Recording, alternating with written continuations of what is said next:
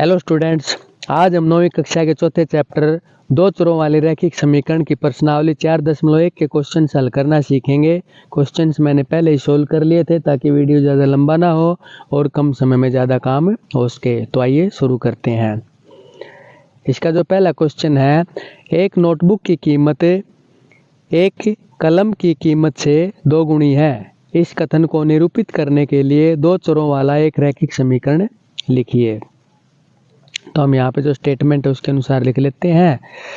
एक नोटबुक की कीमत को हम x रुपये मान लेते हैं और कलम की कीमत को हम y रुपये मान लेते हैं, क्योंकि दो चरों वाला एक रैखिक समीकरण हमने यहाँ पे लिखना है, इसलिए यहाँ पे हम दो चर मान लेते हैं x और y। अब प्रश्नानुसार जो स्टेटमेंट में जो दे रखा है उसके अनुसार क्या लिख रखा है, एक नोटबुक की कीमत यानी नोटबुक की कीमत जो हमने यहाँ पे x मानी है, एक कलम की कीमत से 2 गुनी है। कलम की कीमत क्या है, यहाँ पे y रुपये है हमने मानी है। तो यहाँ पे इसके प्रश्नानुसार क्या हो जाएगा, x बराबर 2y हो जाएगा, क्योंकि नोटबुक की कीमत कलम की कीमत का दोगुना है। तो ये हो जाता है x बराबर 2y, और 2y को जब हमें लेफ्ट साइड में लेके आते हैं तो इसका निशान बदल जाता है, क्योंकि जमा वाला पद है। तो ये हो जाता है x घटा 2y बराबर 0।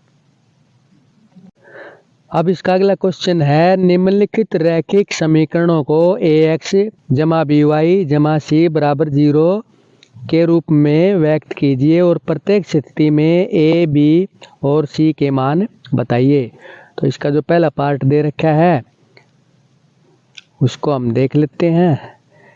ये दे रखा है 2x जमा 3y बराबर 9.35 और 5 के ऊपर बार का निशान है। ये तो जो 9.35 है, जो बार का निशान, इस पद को हम यहाँ पे जब लेफ्ट में लेके आते हैं तो इसका निशान बदल जाता है।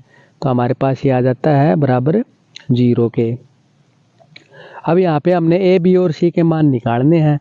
तो जो x का गुणांक है, ये जो x का गुणांक है ये तो a है, यानी x का गुणांक यहाँ पे 2 है, तो a बराबर 2 हो जाता है। y का गुणांक b है, तो y का गुणांक यहाँ पे 3 है, तो b बराबर 3 हो जाता है। और जमा c, तो c क्या हो गया, अचर पद हो जाता है, यहाँ पे इसमें चर नहीं है। तो c का मान क्या हो जाता है, घटा का 9.35 और इसके ऊपर बार का निशान। इसी प्रकार जो इसका अगला पार्ट है, a हो जाता है यहाँ पे 1, क्योंकि x का गुणांक यहाँ पे 1 है, और b हो जाता है घटा का 1/5 और c हो जाता है घटा का 10। इसी प्रकार जो इसका अगला पार्ट है, इसमें हम जब 6 को लेफ्ट साइड में लेके आते हैं तो इसका निशान बदल जाता है। तो a हो जाता है यहाँ पे घटा का 2, b हो जाता है 3 और c हो जाता है घटा का 6। अगला जो इसका पार्ट है, x बराबर 3y को जब हम लेफ्ट साइड में लेके आएंगे तो इसका निशान बदल जाता है। तो ये हो जाता है x घटा 3y बराबर 0, और a का मान यहाँ पे हो जाता है 1, b का मान हो जाता है घटा का 3 और c का मान यहाँ पे दे नहीं रखा है। तो जो मान दे नहीं रखा है तो वो क्या हो जाएगा, यहाँ पे c का मान 0। इसी प्रकार जो इसका अगला पार्ट है, 2x बराबर घटा का 5y घटा 5y जब लेफ्ट साइड में लेके आएंगे तो इसका निशान बदल जाता है, ये जमा का 5y हो जाता है। अब a का मान क्या हो जाएगा, यहाँ पे 2, b क्या हो जाएगा 5, c जब दे नहीं रखा है तो c का मान यहाँ पे क्या हो जाएगा 0। इसी प्रकार जो इसका अगला पार्ट है, 3x जमा 2 बराबर 0। तो x का गुणांक यहाँ पे a हो जाएगा, a बराबर 3, और y यहाँ पे दे नहीं रखा है तो y यहाँ पे 0 हो जाएगा, क्योंकि y का गुणांक b है, और अचर पद यहाँ पे क्या है, c बराबर 2।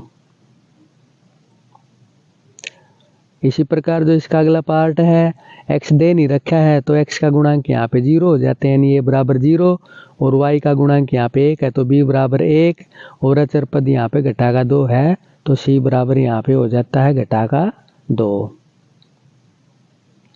अब इसका अगला पार्ट है 5 बराबर 2x, और 2x को जब हम लेफ्ट साइड में लेके आएंगे तो इसका निशान बदल जाता है, ये घटा का 2x हो जाता है, और y का गुणांक यहाँ पे दे नहीं रखा है, तो y यानी y दे नहीं रखा है तो y का गुणांक 0 हो जाता है, और जमा 5 बराबर 0। तो ये हो जाता है यहाँ पे x का गुणांक, यानी a का मान हो जाता है घटा का 2।